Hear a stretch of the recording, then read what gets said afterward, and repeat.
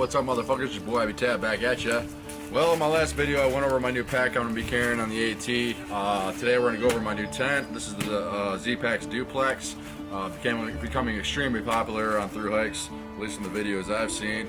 So let's set this bitch up and we'll go over the details a little bit. Alright, mofos, there she is all set up. Takes about 3 or 4 minutes to set this thing up if you've got a good campsite. Not bad at all. I mean, about the same time as my Big Agnes and my MSR was. But anyway, we got some crackheads out somewhere. Fucking cop cars everywhere. I live out in the goddamn country, so when you hear a cop car here, you know it's some serious shit. Anyway, the way I set this thing up is, I stake out all 4 corners first. I think this is how Zpacks recommends it on their website. But I'll stake out all 4 corners first. Leave a little slack in these little these tensioners here when you're originally setting this thing up. That'll give you more leeway when you're pulling tension on it. So once all the 4 corners are staked out, then I'll put one trekking pole in on one side. They recommend 122 centimeters. You're just going to stick the handle of your trekking pole in this little cup here they got. And when you're putting these trekking poles in, leave them on a little bit of an angling out this way. That way when you pull some tension on it, it'll straighten them out pretty good. I also, if I can, I'll jam my trekking pole into the ground a little bit, give you a little bit more sturdy hold there. But anyway, so you put one trekking pole in, pull this line lock tight, some tension on it, do the same thing on the other side with the other trekking pole, and then once all those are done, I'll go ahead to these little line locks they got on the corners, and I'll pull these tight. All right, that way I'll give you a nice structure, and for the most part you're set up. It does have these two guidelines on either end. These aren't really necessary for the structure of the tent, but it will give you a little bit more headroom when you're inside. So that's the last thing that gets tightened down.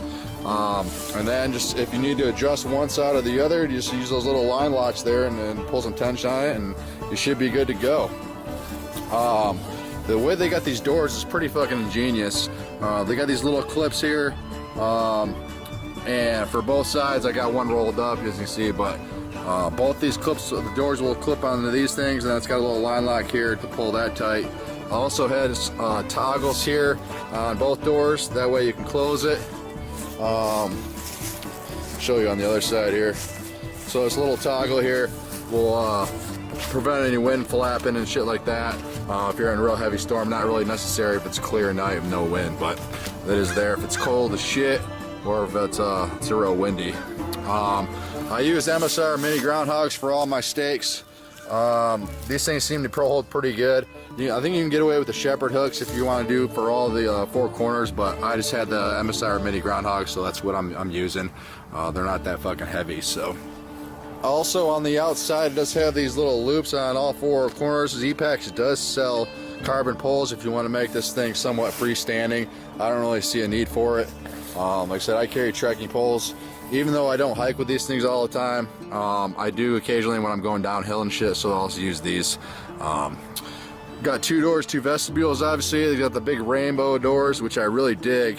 When Big Agnes changed up their copper spur design, they changed them from these rainbow doors to the D doors, and I wasn't a big fan of those. I like a big wide open area, because I like to sit in my tent in the morning, have my coffee, and eat my breakfast, and be able to see everything out. So plenty enough room in the vestibules. Like I said, I go with the 2-person tent, just because I like to keep all my gear inside the tent.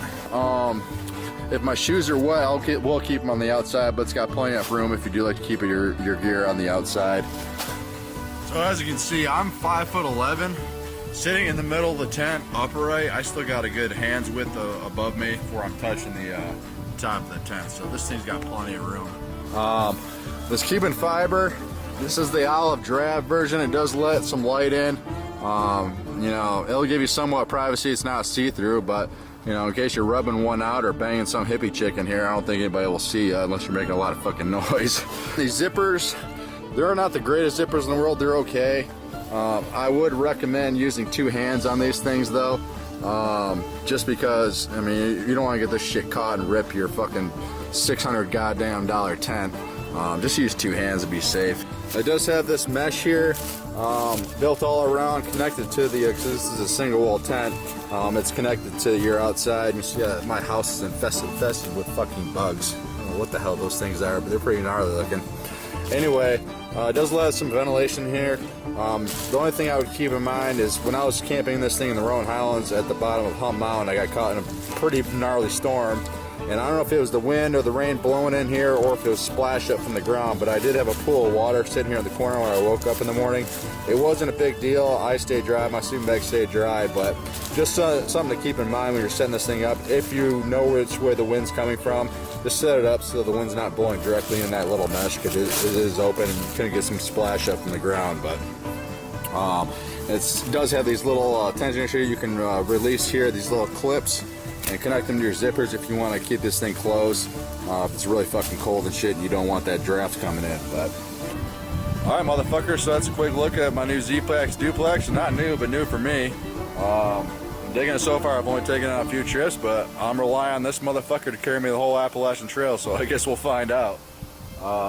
Looks like I'm gonna be leaving the first or second week of April. Kind of a late bloomer as far as everybody else is leaving in March, but at least I'll avoid a lot of the cold weather in the Smokies anyway. But yeah, this is your boy Habitat. If you got any questions, hit them on down below. Follow me on Instagram if you want. If not, fuck you. Hit that subscribe button anyway. We'll holler at you motherfuckers later.